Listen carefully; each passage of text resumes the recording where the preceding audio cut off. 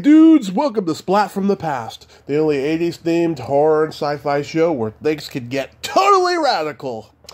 Now today, I will be welcoming a very gorgeous actress who you all know as the first Lana Lang in the original Superman movie, and I am talking about Diane Sherry.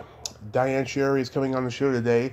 She started out as a child actress. She was on the Bill Dana Show, the Danny Thomas Show, the Bing Crosby Show. She was in the epic Hawaii. She was in Roger Vadim's Pretty Maids All in a Row, and of course the aforementioned Superman. And then she got out of the business and she got into psychotherapy. And I'm going to have her on the show today to talk about all that stuff. And it's going to be great. I can't wait to talk to her today. So, here is my interview with Diane Sherry.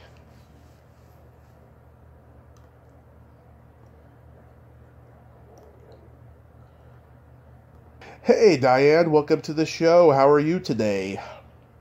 Good. How are you? I'm pretty good.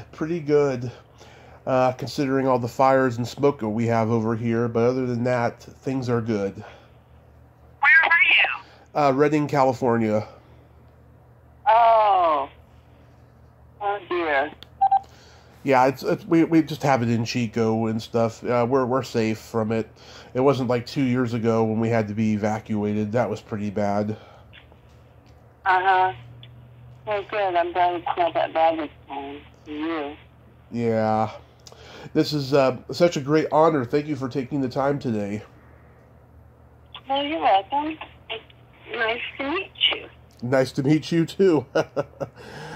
So, going back in time, I know you were very young when you started acting professionally. At what age did you start gravitating toward acting?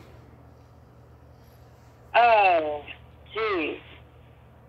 I remember I played Sleepy in Snow White and the Seven Dwarfs when I was 7. And I had to wear a beard. And it scratched. It itched. Did they have trouble casting? Did they have trouble casting boys in that role? I guess so. It was a small theater thing, but that was my first outing, and I started acting in television when I guess I was about 11 or something. Yeah. Were your parents in the business? My mother was wanted to be an actress, and she was studying and doing some commercials and small parts as well. Nice. You're born and raised in L.A.? No, I was in Oklahoma before I came here. I was born in Charleston, South Carolina. Mm-hmm. And my family's from Southeast Missouri. Mm-hmm. And how old were you when we came out here? Oh, go ahead. I was about 7 when we moved here. Oh, okay. Nice. So I'm going to mention things that you were a part of. Let me know any stories or anecdotes you have about them. Okay. The Bill Dana Show. Well, that was when I fell in love with acting because my role was a segment called The Brat, and they were shin pads, and Bill Dana, I got to kick him as hard as I could. Mm-hmm. And at my house, in my family, I wasn't allowed to express anger because I'd be slapped. So I fell in love with acting because I could express my feelings. Yeah. I know, it was such a different time back then. I don't know what it was. I mean, a lot of parents, that generation, they just didn't want their kids to express love or anger or any of that. Yeah, kids were to be seen and not heard. Yeah, it was really, really weird. And we had nice things like, if you don't stop crying, I'll give you something to cry about. Yeah. I think people still use that phrase, too. Oh, yeah. Yeah. But how was working with Bill Dana? Oh, he was great. He was really sweet. Yeah, I couldn't believe when we lost him not too long ago. I mean, it was like the guy was around forever. You know, he was Jose Jimenez. Everyone knew him as that character. Yeah, yeah. It was a cute show. I think it was probably he wasn't Hispanic. I don't think so. I think it wouldn't be politically correct today to do that. But no. But he could pass. He could pass as a Mexican really well, doing that character. You know. Yeah. Yeah. And Jerry Paris directed that episode. Do you remember anything about him? Not really. I was really young. Yeah. Yeah, I interviewed his daughter last year, and people that I've interviewed who worked with him say he liked to yell a lot. Oh, really? Yeah. Yeah. I don't recall that. Yeah, well, maybe that was one of the rare times he didn't. Who knows? Otherwise, you probably would remember it if he yelled. Yeah. And then I remember that he wore tennis shoes. He wore tennis shoes, huh? Like the uniform directors wore, which was tennis shoes, sneakers, when people do their sneakers normally. Normal men wore normal men's shoes. Slippers and Oxfords and stuff. Huh, that's interesting. Directors wore sneakers. Yeah, that's interesting. Wow. And then you did the Danny Thomas show. That. I heard he was tough. Yeah, I don't remember much about that one either. His nephew produced the show, The Bing Crosby Show. Yeah. I was Bing's daughter. Yeah. Oh, I heard he was tough too. How was working with Bing Crosby? He was great to me. He knew I loved the Beatles, so he got me an invitation. He got me tickets to see the Beatles at the Hollywood Bowl the first time they came, and he got me an invitation to meet them at a garden party. My mother was there too that night at the Hollywood Bowl. Oh, really? Yeah. Oh, really? Yep. She was like 10. She was 10 years old, and she got to meet them backstage. Wow. Wow. How'd she get to do that? My aunt was the head of craft services at the Hilton in San Francisco, and she had major Hollywood show business connections. And she got her in to see the Beatles backstage, and she said it was one of the biggest thrills of her life, and my uncle accidentally threw away her autographs. Oh, well, I forgot to get mine, and the pictures, I've got pictures of me with each of the Beatles, but when I was carrying they used to get programs out at the concerts, and I was carrying the program to the Hollywood Bowl from the night before when I met them, and I forgot to ask them for their autographs because I was just so excited. Oh, that's so awesome! Yeah, I don't even know if she took. I don't even know if she took pictures with them. I should ask her, but they're long gone probably. But yeah, that's amazing! Wow. Yeah, Bing Crosby. My grandmother had the same dentist as he did in San Mateo, California. Oh, really? Yeah. Oh, that's funny. Oh yeah. Oh, she used to hear stories from people, you know, about him, you know, being a philanderer and all this horrible stuff. I know. I heard terrible things about him, but he was just really good to me. I don't know why. He took a liking to me, and he once came into the set when he knew I loved the Beatles, and he got a kick out of the fact that I didn't know who he was, because he was like the biggest thing there was at that time, the biggest selling records and everything. And he got a kick that I had no idea who he was, and that I loved the Beatles. So he did a newspaper, a fake newspaper with him on the cover in a Beatle wig. Yeah. If that would get my attention. Yeah, and I've actually interviewed Bing's granddaughter-in-law. She never got to meet him. It was long after he was gone, but she celebrates his talent a great deal on social media. You know, I mean, she knows all the bad stuff, obviously, but she focuses on his talent, and I think that's wonderful. Yeah, he was a talented guy, boy. Yes, he was. And all those great movies he made with Bob Hope. Oh. Yeah. He gave me a letter to deliver to the Beatles, which was thrilling because they were fans of his, so that was nice. Oh, did not know that. That is so cool. And then you made your film debut in the epic Hawaii. Yeah. Yeah, how was that shoot? That was so fun because we went to Old Sturbridge Village, Massachusetts, which is a town like from the 1800s. It's like the whole town is as if it were in the 1800s with silversmiths and blacksmiths and different things. And Mm-hmm. it was just really fun. Julie Andrews was really sweet, and George Royhill was great. I had to cry in one of the scenes, and one of the assistant directors came to put fake tears in my eyes, and George Royhill said, "She doesn't need that. She's an actress." Yeah.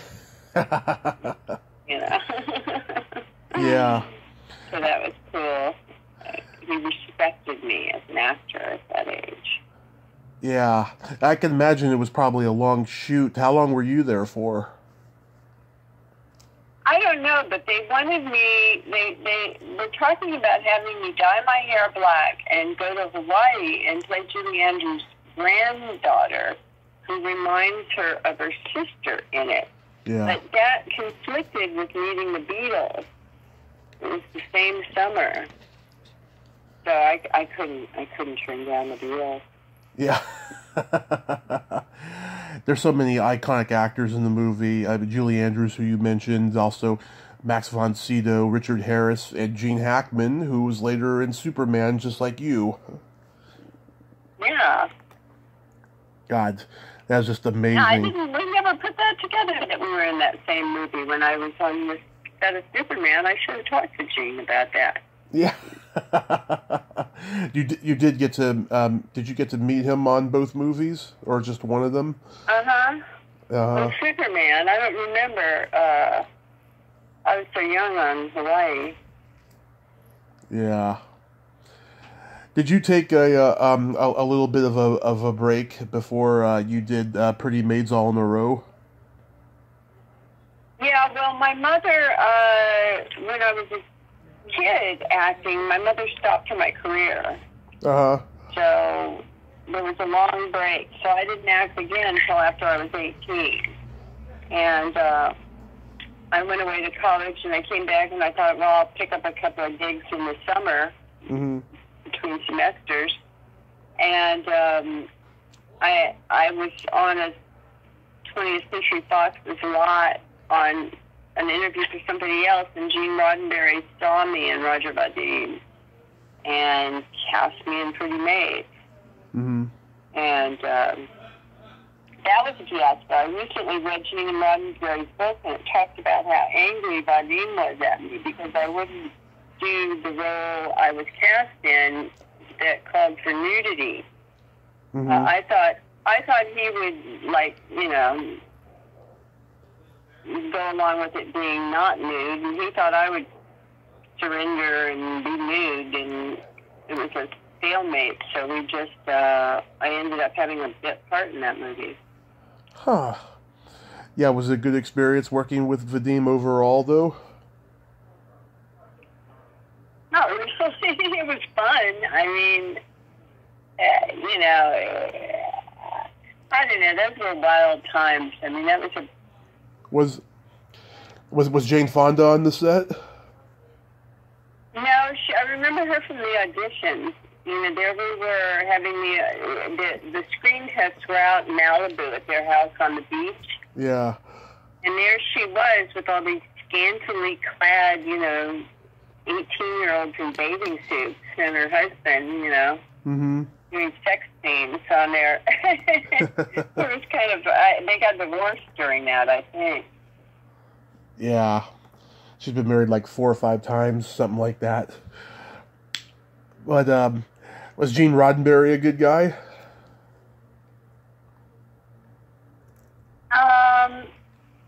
Yeah, he was okay. He was okay. I didn't have much. I didn't have much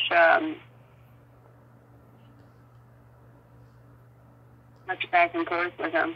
I didn't really, you know, young woman, old man. I didn't pay much attention. Yeah. Telly Savalas, he plays an early version of Kojak in this movie. Yeah, he was a sleaze bucket. Yeah. And Barbara Lee, oh my God, I've been trying to get her on this show for 2 years, but she's like hard at work on a memoir. Oh, really? She was very sweet. You know, there's one thing I remember. I remember we were on the tour for Pretty Maids All in a Row, and I didn't have any stockings, and it was a premiere in some city, and she sent me. She was just a big sister type. She was very sweet. Yeah, she seems like it. I just, know her on Facebook and stuff. But how does Superman come into your life? I don't know. Was that just an audition? They asked me.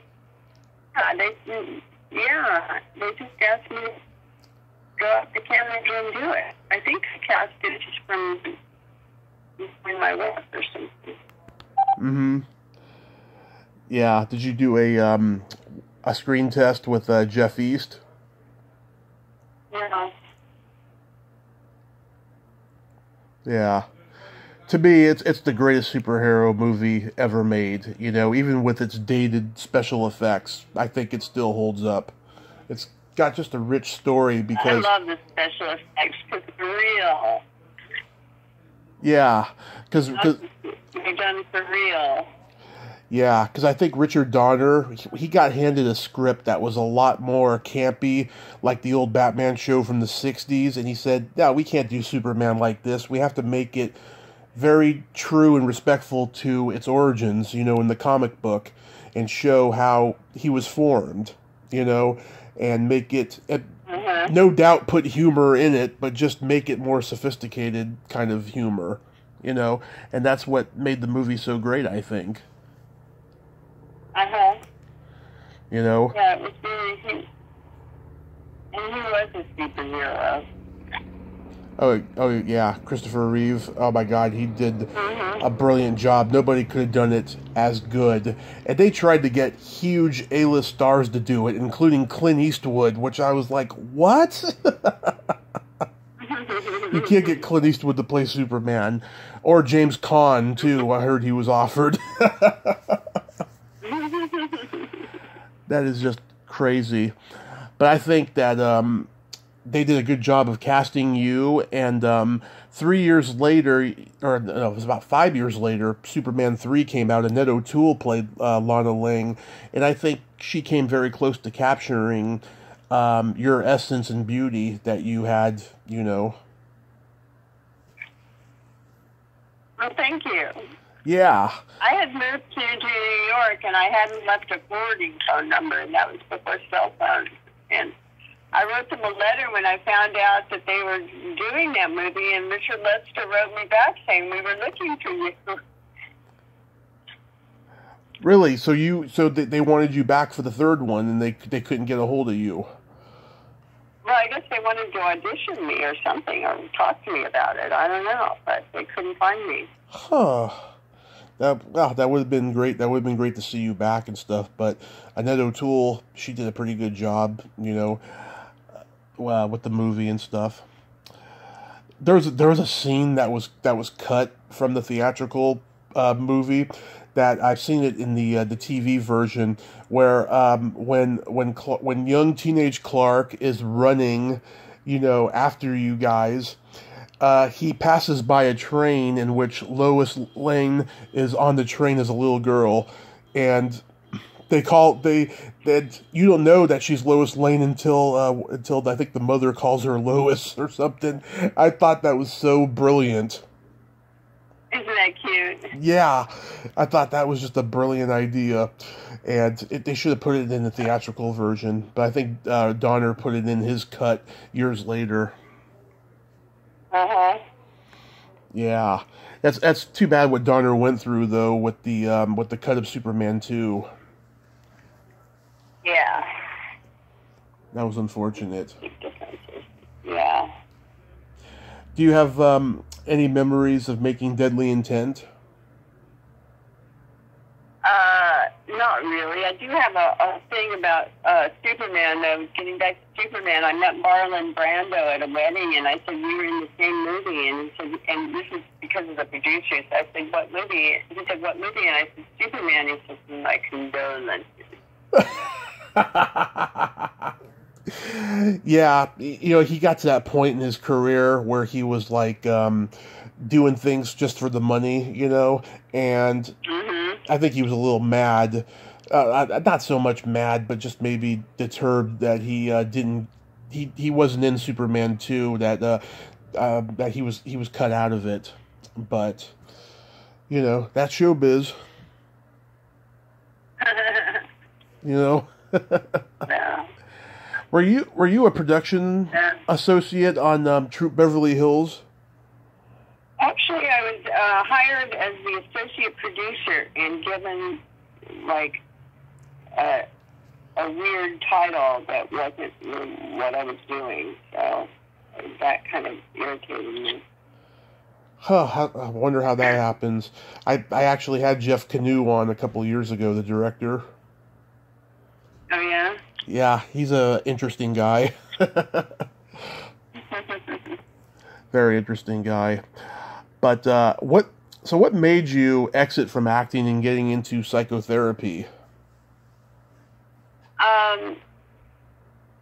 Well, first I wrote for years, and when I originally went to college, I had planned to be a psychotherapist, and then I got seduced by acting again, and then I just never made it back to college till I was like old, and I always wanted to get that degree in psychology, so I'm not a psychotherapist. I didn't go on to get licensed, but I studied it, and I wrote a book on therapeutic writing because I'd always believed, going back from the Jose Jimenez show, the Bill Dana show. Yeah. I always knew that art saved lives because, remember I told you that story about how expressing myself was so vital for me as a child? Mm-hmm. Yes. And so I teach homeless youth and various people, and I help people write their memoirs because I think art saves lives and that it's a really valuable process to write. Mm-hmm. Oh, that's beautiful. I mean, it's called Write for Recovery. Yes. Exercises for heart, mind, and spirit. Mm-hmm.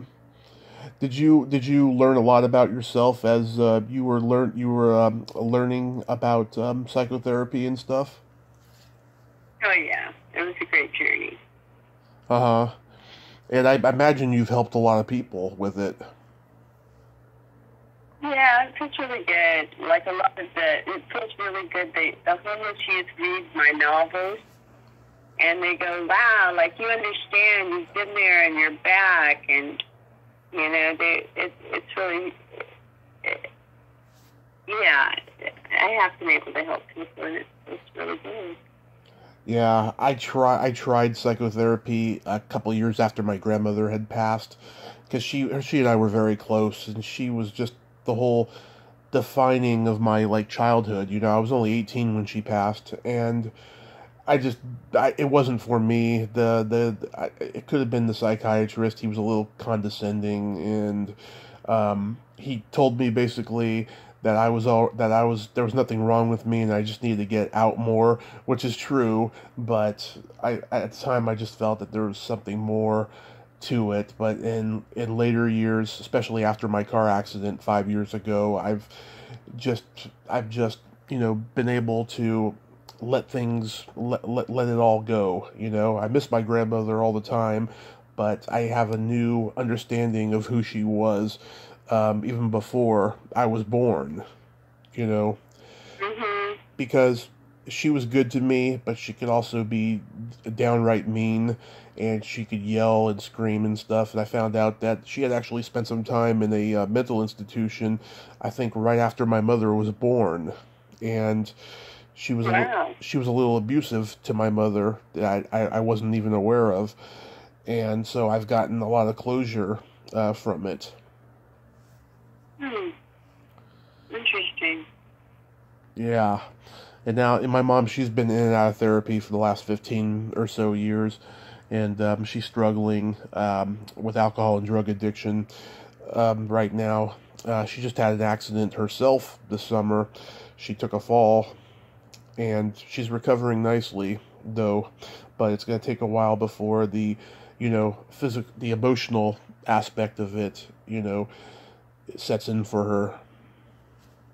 Yeah, the trauma of accidents sticks with you. Absolutely. So do you have anything coming up that you'd like to mention? No. Right now I'm doing I'm being interviewed for a documentary about my ex-husband, Peter Case, which is interesting. So I've been thinking about my marriage all week. Yeah. You're wondering what went wrong? Remembering it. I pretty much know what went wrong. I've been having good memories and stuff too. Yeah. He's the Peter Case who was the lead singer of the Plimsouls, right? Yes. Yes. I love that song, Million Miles Away, that was on the Valley Girl soundtrack. Yeah, you know that? Yeah. I love that. Oh, yeah, I've talked to a couple people from the movie, including another singer who was on the soundtrack. I'm a huge Valley Girl fan. Oh, I forgot that was in that movie. Oh, yeah, that's how the song became popular. It was, that's right. Yeah, it was because of that movie. Yeah. Is he still out there playing music? He is, indeed. I mean, nobody is right now. Well, yeah. He's making an album, I think, right now. Yeah, but he's still in music. Oh, yeah. Oh, that's great. Yeah. That's great. He's a serious guy. I can imagine. Talented. Yeah. Well, talented geniuses, they can be pretty serious. I mean, you've worked with many of them that we've mentioned, Crosby, Danny Thomas, Brando. Yeah. Yeah. But, so you're being interviewed for that documentary. Anything else? I'm working on a memoir with somebody. I hope I'm collaborating, and I'm writing my own memoir material. That's awesome. Maybe when it comes out, you can come back on and we can talk about it. Okay, great. Well, thank you. Absolutely. Diane, thank you so much for coming on today. Please stay safe and have yourself a great day. You too. Thank you so much. Okay, bye-bye. Bye-bye. Well, there you have it. Diane Sherry. Ain't she a sweetheart? Nice lady. Seems a little shy, but nice lady nevertheless. I loved talking to her about a little bit about showbiz. If you like this video, everyone, please subscribe to my YouTube channel. Add me as a friend on Facebook. Join my Tommy Kovac Comedian page on Facebook. Follow me on Twitter and Instagram and all that fun stuff. Well, that's all the time we have this week on Splat from the Past. Until next time, this is Tommy Throwback Kovac saying, there's no shame in living in the past, because the present sucks. Later, dudes!